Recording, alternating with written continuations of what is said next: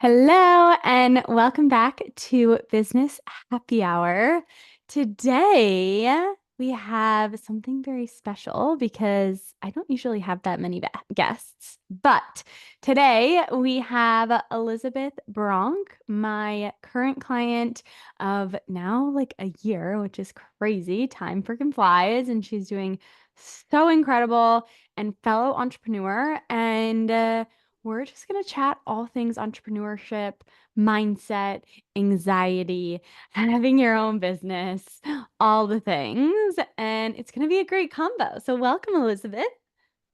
Thank you. Thank you for having me. I'm excited to be here today. Yay. I'm excited to have you. So, let's kick it off with who you are. Tell us a little bit about your journey. Now that it's been over a year of us working together, right? It was like last August, August of 23. Yeah.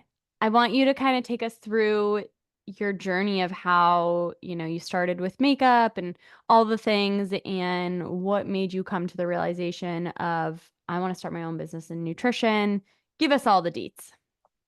Yes. So I think it's safe to say that my journey is like relatively non-traditional, and it started probably honestly back in 2020. So I graduated from college in 2017 with my undergrad, very traditional like education path, master's in 2018, all nutrition related. I became a dietitian, did my internship, all the traditional things. And I started working for a weight loss company where I was surrounded by wonderful dietitians and had a ton of fun working with them. And then was promoted to work, open my own store in Eau Claire, which is in Wisconsin, and where I live now. And we were set to open our store in April of 2020, which is when the world kind of went to shit, right? Everything shut down, and we kept our business open for a year, but unfortunately, it was starting to kind of nothing was open. It was just really hard to open a business and keep a business open. And we're really proud of the fact that we did so for a year. But during that time, I realized like I kind of always wanted to have my own business, but you're not really taught how to have a dietitian business when you're in school. And so at the same time, during college, I should back up to in college, I had a beauty blog for a um, kind of like nationwide blog um, of different campuses had their own chapters. And so I started doing makeup and beauty blog review types of things during college. And so I always loved beauty. And when the store that I was working for was going under, someone reached out to me and was like, would you do makeup for this girl's wedding? And I was like, absolutely. Like, it just sounded so fun. I had done like two other ones randomly before, again in college. And because this business was going out of business, I was like, what the heck? I got nothing to lose. So I started my makeup business then. And eventually that company did go under. And so I started working for a cosmetic company and I was a manager there. And so I kind of took a hiatus from being a dietitian, learned some managerial skills, and then I ended up coming back to the world of nutrition and dietetics. But it kind of always felt like I just wanted to be doing, if I was going to be doing these things, I may as well do them for myself. And so enter Lauren into the picture. I heard her on a podcast randomly, and it was one of those things where I was just like, I have a few moments in my life where I'm like gut instincts just come into play. I don't think very much, and then all of a sudden I make a decision.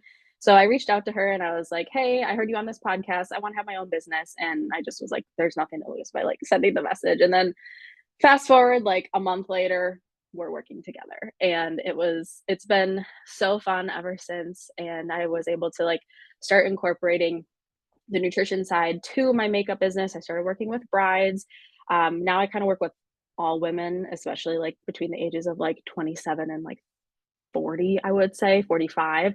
I think that's one of the ages of my clients. So I just love working with women. I love helping women like make nutrition and health fun. And I've even started shifting into just like, I think a big thing you hear on my page is like romanticizing the process of health and nutrition, and also just like nutrition for mental health, because that's the new era we are in. So that's kind of my windy path story. I love it. So, yeah. I I always knew we were super similar, but even the blog, I forgot that you had a blog in college, and I that's how I started too. I was like, I'm just gonna start Mhm. posting to Instagram because as true entrepreneurs do during school, we're like, I need to create something. Like, I need to start a business. I need to do something. So, I did the same thing. I started my Instagram, and that's where it all stemmed from. And I do want to note just a tidbit. When you originally reached out, I don't know if you remember this, but you originally reached out. I think it was for my Instagram money making marketing guide, and it was like $100. And then you had said, "Oh, well, do you offer one-on-one coaching?" And I was like, "Well, those are two very different experiences, but sure." And we talked it through, and I just remember being so excited because I was like, "Oh my gosh, this girl is gonna kill it." Like, you already had your prior business, like you had the entrepreneurial spirit before we even started coaching. I could think you had like put your deposit down and you just send me voice memos like, I'm thinking about this, I'm thinking about this. I'm like, yep, as a true entrepreneur does.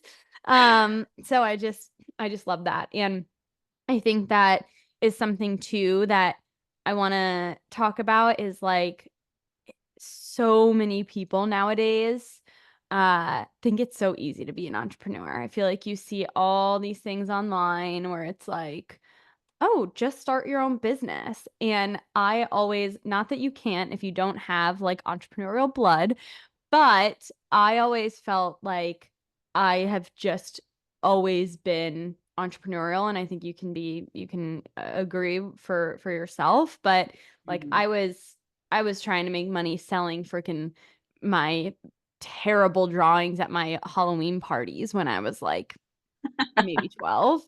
Uh and it's just funny because I think a lot about, innate skills versus learned skills and things like that. So I'm curious in this route of entrepreneurship, um, where like things that have come naturally to you versus things that you've struggled a little bit more with. I know we Mhm. wanted to talk about imposter syndrome a little bit, but like when you're sitting down and you're in your flow, like what are those tasks versus when you're sitting down and you're like, I literally can't make myself do this for the life of me. That's such a good question. I feel like the things that are like entrepreneurial and come naturally to me. Also, when I was little, we had a permanent site at a campground and I would sell jewelry. I would make like ugly ass jewelry and I would sell it. So we And are the looking back, same. you're like, why did people buy that? I made 20 bucks one day though, and I was like, yes, like I was Yeah. so pumped. And I think like that's the one of those things is like being entrepreneurial, you're kind of like you're motivated by like progress and data. Yep. Maybe not everybody, but I feel like that's pretty common. Yeah. But back to the question, like things that I feel like go really well, it's like it ebbs and flows. And that's something I feel like you've really worked with me through Mhm. and just walked with me through on this journey because that's one big thing I've learned about myself is and I used to feel, like, so dumb for saying this, but I used to really struggle with the fact that, like, I'm not intr I don't wanna say, like, intrinsically motivated, but I struggle to hold myself accountable. But once I Mm. realized that that's how I operated and I, like, reached out to you, I was like, "I know I can do this, I just need someone to hold me accountable, to show up, Mhm. to accomplish the task, complete the task, and then, like, keep moving forward."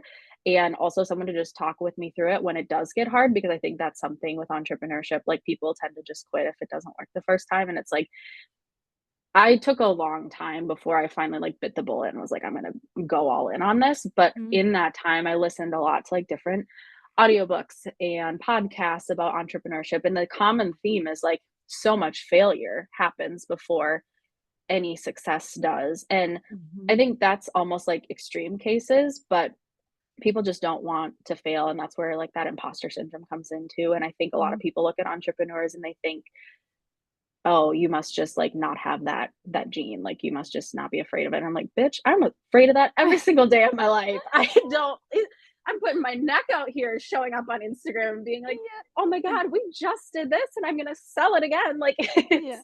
it's hard, it's super, Yeah. super hard, but Yeah. when I signed up to work with you, I would, like, lay awake in bed at night and I was like, oh my God, I'm gonna pursue my dreams. I'm so excited. And I'm like, oh, where is that excitement? Because it dies. Like it Yeah. truly, like it will ebb and flow. But Mhm. then when you ask the question of like, when are you in your flow? I it does, it ebbs and flows. I will sit down when I created Fiercely Flourish, like the first iteration of it, my group coaching program. I remember I like had a little help from that chat GPT and I was like, help me come up with like a structure for a group coaching program. Like I had the idea. I think that's something that I have noticed about myself is I'm very like big picture visionary and I struggle in the teeny tiny little details. Like I want to see it Yep. come to life, but I don't want to be the one to do every little detail. You Yep. know that because I hate emails and I hate email marketing so much and Yep. Canva posts. Oh my God. But I love the ideas and I want to just like that's where I went to ChatGPT. I was like, help me out here, like create this like 10 or 12-week program. This is what I want to talk about. These are some of the topics I want to have. Help me lay it out. And that gave me a structure to go off of. And then I like wrote it down and I remember I voice memoed you and I was like, I just had a brainchild. Like, this is my next group coaching program. And we're actually more than halfway through the second cohort. And each time now it's gotten better and it's gotten more like I get more passionate about it every single week because I'm like, oh my gosh, this was really good the first time. And now I know how to make it even better because I think some of the pressure is off it being the first round now, too.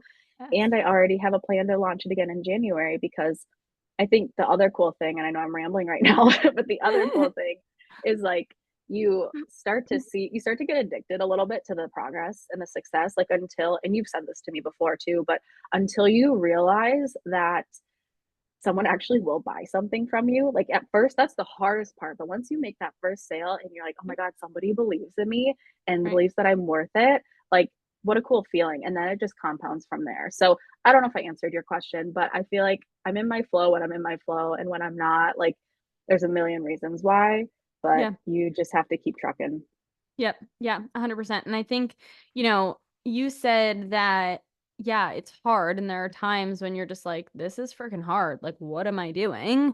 Uh, and people think that like, oh, entrepreneurs, like this stuff just comes easy to you. And it's not that it comes easy, it's that you made a choice that this is what you're going to pursue and you're not going to give up on it, right? So it's more about the Mhm. mindset and the resilience to keep going. It's not that you are not scared. It's not that you like aren't nervous to post certain things or to release a program or to launch something after you just launched it. And, it's just that you are willing and accepting of, hey, it went one way and who knows where it could go the next.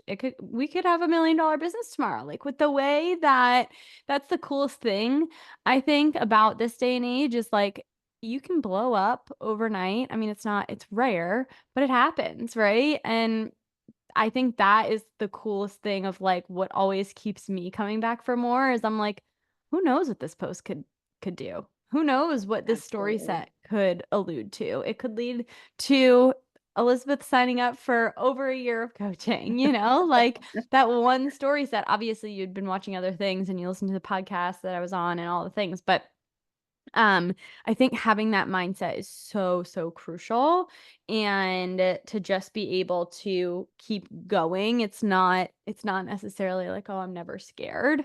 But in terms of skills, like, yeah, I definitely think there's, some innate skills and some people have it easier in terms of having that resilient mindset and other people really need to work on it, right? I mean, I think I innately do have a little bit more resilience just because of like being a competitive person and playing sports growing up. But at the same time, like things hit just as hard for me. It's just more so how I am getting back up.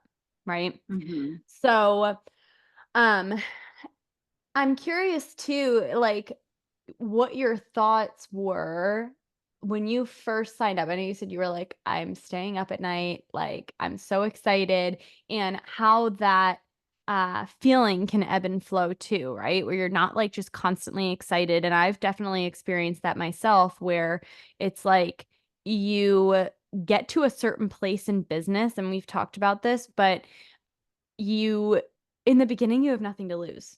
You are at the bottom. There is nothing to lose. You haven't made a single dollar. And then you get to a certain place and you're like, shit, now I need to uphold where I've gotten, right? It's almost like I was working out today and we were doing like a what do you call it? A salt bike. And when you get to, it was like, I'm not going to explain the workout, but essentially you had to get to a certain mileage within 3 minutes. And then the rest of those 3 minutes you could rest. So my partner and I got to whatever mileage that was. And then in the next 3 minutes, we're like, okay, well, we can't do lower than we did the first time. Like we have to at least meet it or exceed it, right? And I think it's really similar in terms of mindset with entrepreneurship. It's like, okay, well, I made 100 grand one year, like I got to make at least that or double the next. And I'm getting into like money mindset now, but it's definitely another challenge with entrepreneurship in terms of how you think about your journey. So tell me about how your mindset was in the beginning and how it's shifted throughout and what mostly like what shifts you've had to realize because you and I both know that entrepreneurship is basically a giant therapy session of learning about yourself and you're like, where the hell did that come from? And things you're Yeah. scared of and all these things. So, again, I know we've talked about that too. So I'm just curious your experience of being like, holy shit, this entrepreneurial journey, like I've learned a lot. Oh my God, it's like the ultimate lesson in self-trust, which I have come to learn through therapy that I really struggle with that, like just in general. So like it's funny to me. It's like my biggest lesson and my biggest hurdle, but also like it's what I want to do more than anything. And also going back to like the entrepreneurial, like why you stick with it even though it's hard. I would rather do this every single day of my life than work for somebody else. It is just Mhm. not what I want to do. Like I want to make my schedule and even when that's hard and the mindset shift with that. I know early on and I've heard you use this on different master classes and you said it on our first call together, but that the like story about the farmer with the special type of bamboo that like he shows up every single day for 5 years and waters it Mhm. and it takes that long before it starts to sprout. Like that is such a perfect analogy to entrepreneurship. And I think when I initially heard you say that, I was like, oh, so this is going to be like a long haul. But listen, like the time passes anyway. Yeah. And I think it's important to just kind of go into it with that mindset of like, you're just kind of showing up to start building something. You may or may not go viral. And if you do go viral, it's very rare, like you said, and it's very rare that it would happen the first time you post something. So Mhm. I think too, the other big mindset shift I had is like you don't have to go viral in order to have a really well-rounded business because people follow you, like good quality followers, like from a social media marketing standpoint, they follow you because they trust you and they like what you're about, especially if you have a really solid personal brand. Mhm. So you can have, I mean, I started out with you, I think around 600 followers, and I'm just now to over 1,000. Mhm. And I've had, like, at this time in my career, I have 12 clients, and that was in a year's time, really. And like I've had like total, I don't know how many, but like at this point in time, I have 12 active people working with me. And so Amazing. you don't need to have like 75,000 followers in order to have a successful business. I think it's kind of that same like idea of like more quality over quantity. Like Mhm. I think that was a big mindset shift for me. And once I realized that too, and then I realized that I'm just going to be building something and building kind of like my brand, personal brand and kind of like a content catalog on my Instagram, it was just like, okay, every day that I show up, even if I have absolute shit views, if I have low engagement, it only takes one person to see something that really aligns with them. They'll read the caption, and then if you have a call to action in there, they could message you and be like, hey, I'm interested in this group coaching program. And Mhm. even when you like another mindset shift too is like, even if they don't sign up the first time, they could come back.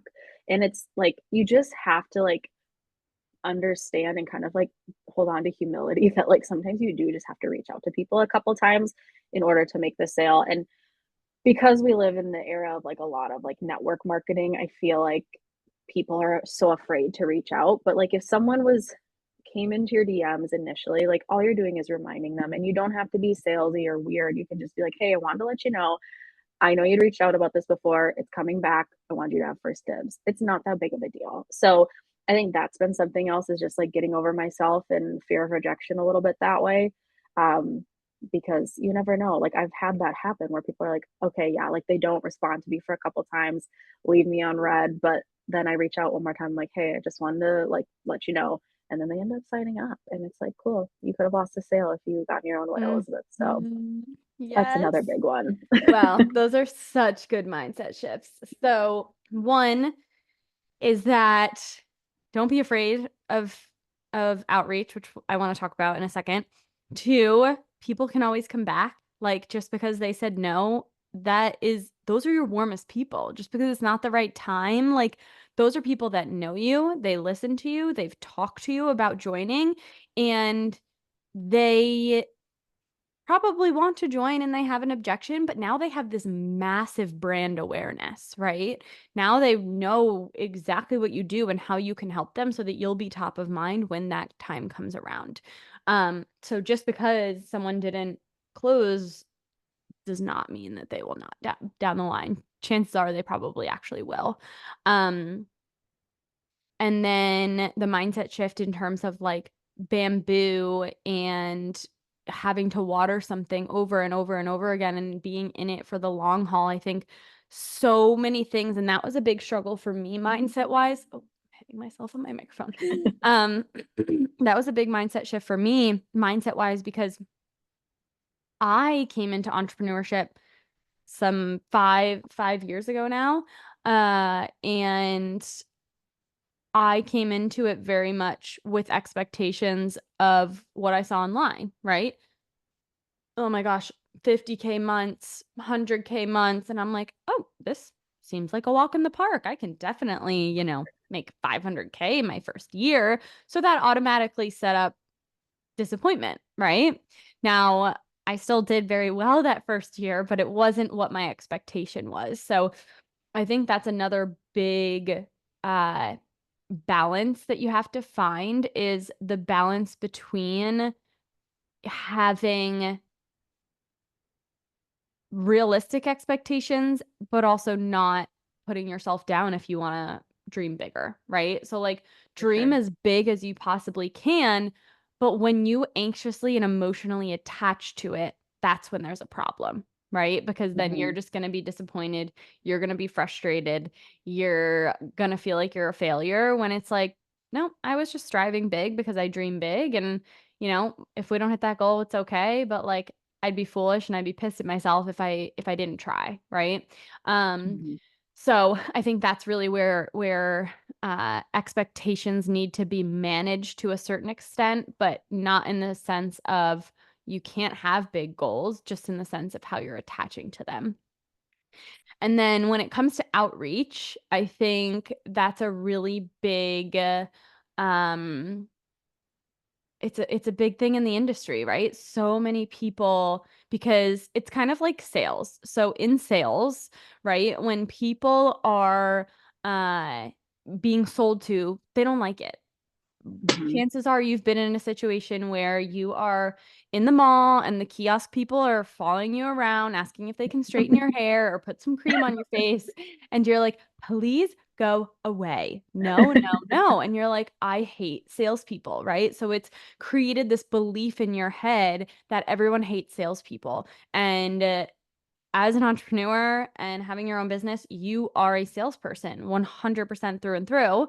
And the reason you don't want to do certain things is because you don't want to make people feel the way that you know that you don't want to feel and you don't like to feel. And you don't want to do that to someone else. So I think having past experiences with shitty salespeople, it can make it a challenge for how you're moving in your business currently.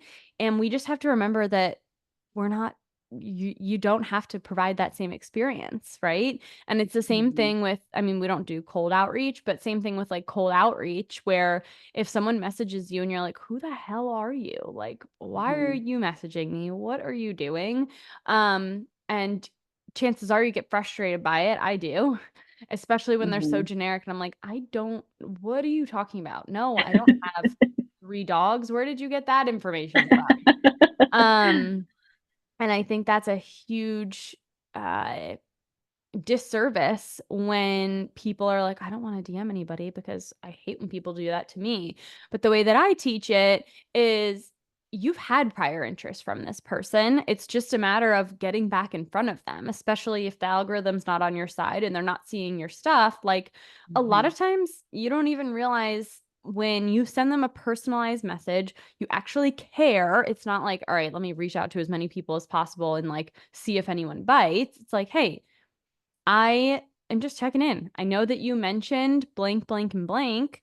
You actually remember the conversation. You actually remember this is what they need help with. This is, a poll they voted on or something along those lines. You're providing value. You're sending them like your own post, like paper planing your own post. Oh, I thought you would find this valuable, right? Like that is just nurturing. It's not Mhm. cold outreach. And honestly, think of it from the other side. If someone was doing that to me, yeah, I'd probably question their intentions at first before I like trusted them. But then I'd be like, this was so nice. She was like thinking about me for this. And, you know, so I just Mhm. wanted to speak on that mindset shift because nowadays the algorithm, I mean, we know at this point, I don't think it's getting any better. And another mindset shift is like we can't sit there and blame it because it's out of your control. You can only create such great content and then the rest is out of your hands. So, uh, and there's been a lot of changes that I feel like we've had to make just with how social media is evolving and business is evolving and the coaching space. And um, so I wanted to speak to that.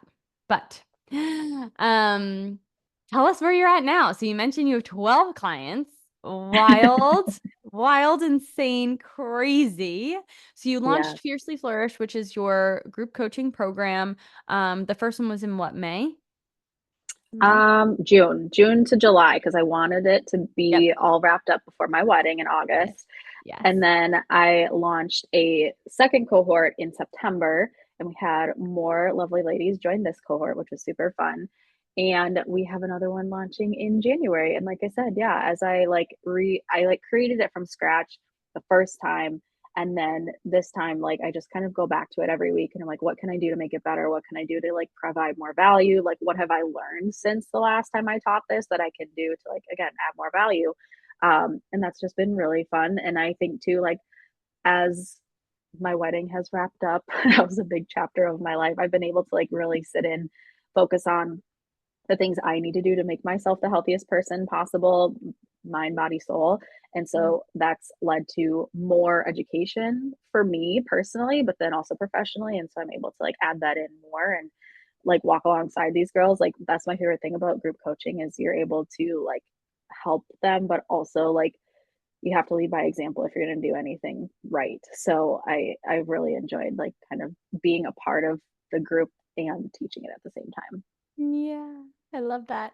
And as you were talking, another mindset shift popped up that I know that you allude to is the expectation to be profitable right away, right? I think Mhm. anybody is like, oh my gosh, well, if I invest in a mentor, if I invest in this, that, the other, like I need to make double the amount right away.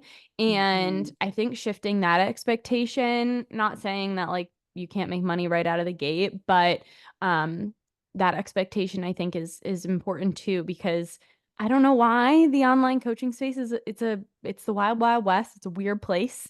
Um, Mhm. but people's expectations are just different. Like you wouldn't Mhm. expect to open a restaurant and be profitable that first month. That would be insane, Right. right? You Mhm. wouldn't like expect to open a brand new gym and invest probably close to $500,000 into the equipment, the space, your rent, your instructors, and expect to be profitable the first month. Like that would mean you have to make more than 500 grand in your first month. Like, Right. I mean, it's possible, it's doable 100%, but like just because, and I used to have this mindset too of like, just because you don't have a brick and mortar and you don't have rent, I'm like, oh my gosh, I'm gonna be raking it in, which at times I have. But um I kind of shifted my mindset to like my mentorship with my coaches is my rent. right? Because it's kind Mhm. of like a non-negotiable. Mhm. Especially for myself. Like I think of it as like, well, if I don't have a location, right, which we're virtual, so I think of my mentorship as my brick and mortar. If I don't have a location, I can't run my business. So Mhm. kind of similar in terms of mentorship. I'm like, this is my location. Like I need that support. I need that accountability, especially as a solo entrepreneur. You're not like bouncing ideas off of your teammates like you would be in a Mhm. corporate job or uh, all working towards one goal. It's like you, yourself, and yourself. Yes. So I think that's a really big thing too. And yeah, and you messaged me last night that you're going to be profitable this year. So I am so excited about that. Me too. I was like, I literally got my numbers back. Shout out to Frolic Bookkeeping, Olivia, you're the best. She sends monthly like reports and like how I've been doing, and that's been super cool. Like again, in school they don't teach you how to run a business. So like you don't really know the number side of things super well. My dad's an entrepreneur, so I like learn from him, but honestly, we do business totally differently. He owns like a steel dealership, so he sells like lawnmowers and snow blowers and things like that. So very, very different. But just kind of that like I totally lost my train of thought. Where was I going with that?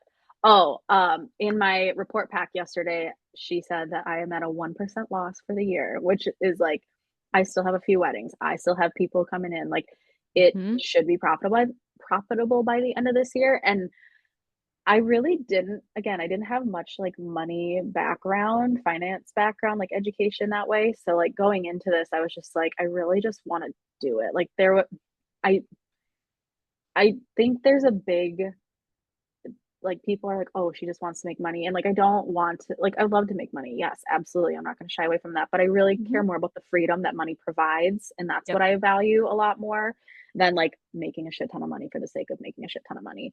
Um, and I'm not making a shit ton of money. I just am investing in my business and Hmm. I want to see the return on that. And it's Yeah. literally like I've had August was a profitable month, September is a profitable month, October I'm thinking should be a profitable month. And so hopefully by the end of the year, like with that profit loss margin being a 1% loss right now, I'm really, really hopeful that by the end of the year, I will be profitable and I'm going to just put it out there that I will be. So that's just where I'm at right now. But kind of like speaking to the investment on having like coaching, I feel for me, like I said earlier, I just know I need that accountability and I need someone to bounce ideas off of. When you're an entrepreneur, like in this space, you are on an island. You don't really have anybody but you, like you just said. So it is Mhm. nice to have that. And in the very beginning, I think I was messaging you like every single day with another new freaking idea. And I feel like through that, I've gotten to a place where I'm like, I don't find myself messaging you as often. I do when I need something, but it's like the day to day and the Mhm. understanding of it. I also know like a lot of the time I was like a brand new baby entrepreneur in terms of the nutrition space when I came to you. And a lot of your clients, I think, already have like a business established before they come to you. So maybe a little Mhm. bit different that way. Mhm. But yeah, I feel like it's helped teach me so much. And I just have always looked at it as like it is my investment in my business because I don't have that physical location and other bills that I need to pay. I mean, you do because you have software and such, but those are minimal Yep. comparatively. So yeah, I'm really excited about where I'm at right Yay. I love now. it. Amazing. Okay. I know we talked a lot about mindset.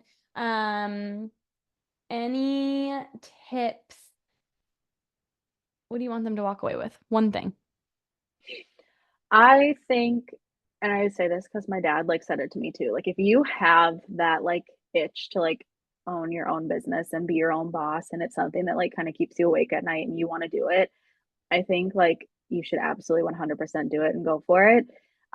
It is like the most exciting and like I said, the biggest like self growth journey I think I've ever been on in so many ways. And I did not realize that going into it. But I think, yeah, I just think you should do it. It's something that, like I said, there are days where it's hard. There's days where I'm like, why did I do this? Like, ew, I don't want to fucking work for myself anymore. This is Yep. stupid. But the days that those are far and few between compared to the days that I'm like, all right, like this week in particular, I've just found myself waking up excited. It took me a long time to find a routine, but just excited to like pursue this dream that I have. So if you have one, you should just freaking go for it. I love it. Yay, amazing. Well, thank you so much for coming on. Where can people find you? Yes. So you can find me on Instagram at Bridal Beauty Nutrition. And yeah, that's where I like to hang out most of the time. Yay. I know you're like me. Pretty much just Instagram is the place to be. Instagram. We'll dabble in TikTok, but mostly for the scrolling. Oh yeah, I did just get TikTok. It's Yeah. TikTok is at the unglamorous glow up, which is like a new thing coming soon next week. Soon, which I'm gonna be in it because I was like, I need whatever you're doing, Elizabeth, because my nutrition expertise, it's there, but yeah, I mean, I was in intuitive eating and I like have always had such a knack for the functional medicine stuff. So I'm It's so very fun. excited. Yay, me Thank too. you. Bye, guys. Yes, thank you.